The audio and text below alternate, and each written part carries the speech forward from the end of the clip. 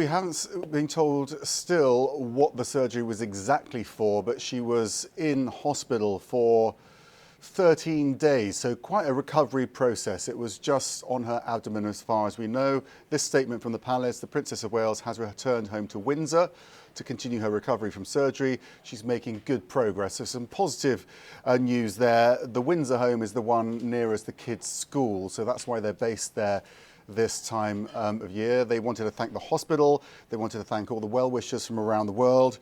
Also, a source telling me the princess is now recuperating at home. Her official return to duties will depend on medical advice closer to the time, so there will be a period of recuperation at home. And the Prince of Wales, Prince William, will be at home as well with her, supporting her. He won't return to work until she's ready to pick up the childcare duties effectively. I have to say, quite an amazing job that they managed to get out of the hospital without all the photographers noticing, because they are absolutely surrounding that hospital. It's the same one where the King is recuperating as well after his procedure on Friday. Desde la parte más alta de la localidad de Ciudad Bolívar, en el sur de Bogotá, en el sector de La Joya, así se observa una bruma por la mala calidad del aire. Una capa gris cubre lo que por lo general es un cielo azul intenso en esta parte de la localidad. Los grandes edificios a duras penas alcanzan a verse debido a la polución generada por material particulado causado por los incendios en los cerros orientales. Para miles de personas que buscan hacer ejercicio o salir a la calle, el impacto se ha sentido al respirar el aire contaminado. Está pesadito, está un poco pesado y se siente, porque en otros tiempos no estaba así como tan asfixiado, pero sí se siente. Por su parte, la Procuraduría hizo un llamado a las autoridades. Bueno, nosotros hemos hecho un llamado al Distrito Capital, al alcalde mayor, a la secretaria de Ambiente de Bogotá, con el fin de que se adoptasen las medidas necesarias en el marco de cualquiera de los estados de alerta que establece la legislación por la calidad atmosférica. Ante la situación por la calidad del aire, el distrito tomó la decisión de cerrar temporalmente 38 parques de la ciudad. Y entonces me decían, mire señor, que tiene que irse porque es que el alcalde mandó que desocuparan los parques, que supuestamente por prevención y todo eso. Pero entonces toman lo de ciertos lugares y lo toman a los parques, y de todas maneras me parece que eso no debe ser así. Otra de las medidas de la administración es la modificación al pico y placa. La restricción transitoria es de lunes a sábado para vehículos de transporte de carga anteriores al año 2014, desde las 6 de la mañana hasta las 13 horas para los vehículos cuya placa termine en un dígito impar, y desde las 13 horas hasta las 20 horas para los vehículos cuya placa termine en dígito par, incluido el número 0. Por su parte, las autoridades continúan a esta hora en el puesto de mando unificado monitoreando los incendios y la calidad del aire en Bogotá.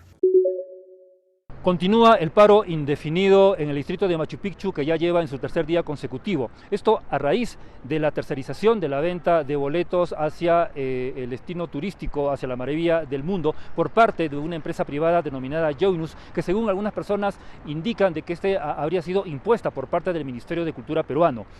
A raíz de ello se han suspendido los servicios de trenes como también los servicios turísticos, y esto ha hecho de que aproximadamente 1.800 turistas se queden varados en el distrito de Machu Picchu. Para el día de hoy, en horas de la tarde, las empresas de trenes, tanto Perú Rail como Inca Rail, han dispuesto algunos servicios para llegar hacia Machu Picchu y poder trasladar a aquellos turistas varados, llevarlos hacia la ciudad de Cusco, y así ellos puedan retornar hacia su país de origen. Ayer en horas de la noche también la población con sus dirigentes y también sus autoridades han sostenido una reunión donde han llegado a lo siguiente. Primero, ellos quieren hacer una mesa de diálogo, pero para poder determinar esta mesa de diálogo se quiere que se anule este contrato que se tiene tanto el Estado con la empresa Joinus. Solo así se podría establecer una mesa de diálogo con el cual se podría poner fin a este paro indefinido. En esta mesa de diálogo lo que sí ellos pretenden es también pedir de que la ministra de Cultura, Leslie Urteaga, renuncie a su cargo. Es lo que están pidiendo justamente la población de Machu Picchu. Se espera de que el día de mañana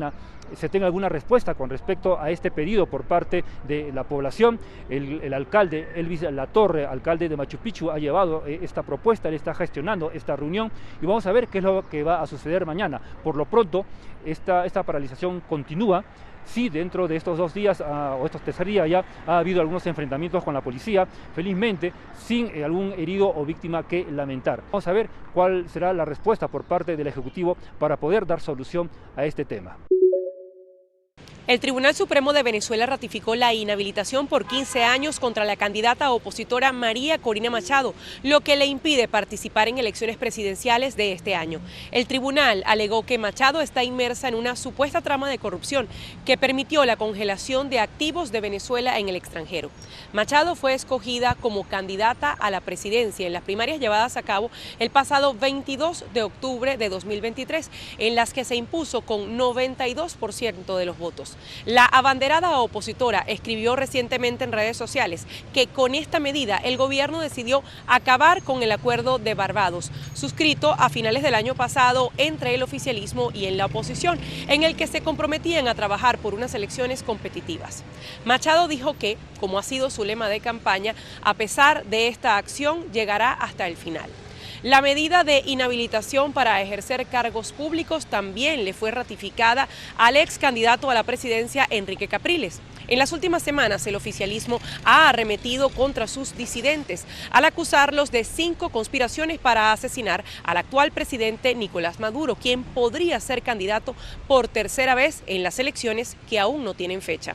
Desde Caracas, Venezuela, les informa Adriana Núñez, Rabascal de La Voz de América para Tele Aruba.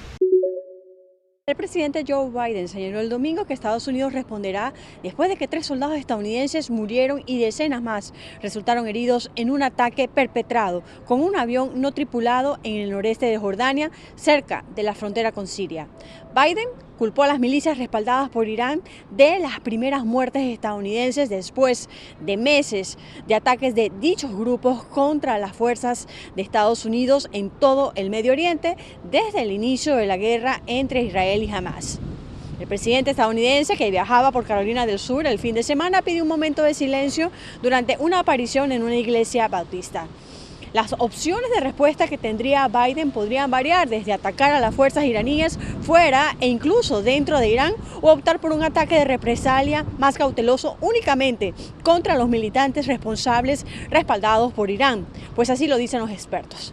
El Comando Central de Estados Unidos señaló que al menos 34 soldados resultaron heridos por el dron de ataque unidireccional y que 8 más salieron de Jordania para recibir atención de seguimiento.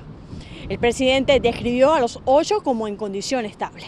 Hay que mencionar, el gran dron golpeó una base de apoyo logístico en Jordania conocida como Torre 22.